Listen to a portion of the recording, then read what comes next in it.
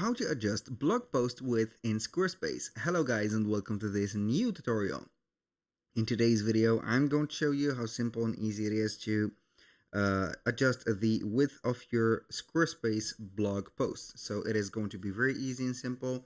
We're going to head over the blog post itself, and then we're going to have it set up just by heading over the website.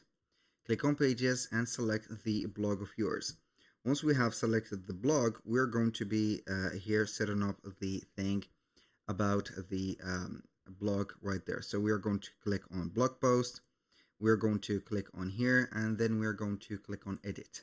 Once we have clicked on that, we're going to be right here. So we are going to be setting up the edit or the blog by clicking on edit section. As you can see, it is going to be a little bit wide. This is going to be it. So we have the content width. It is going to be medium. We're going to have it narrow. It is going to center up the position of it and also make it a little bit smaller. So you can go ahead and also make it maybe custom to control with this control bar the width of the content, just like that. If you have an image, it is going to follow up the width of the text, and if you have some content, other contents, it is going to be set up also just like that. That was pretty much it for today's video. Thank you guys for watching.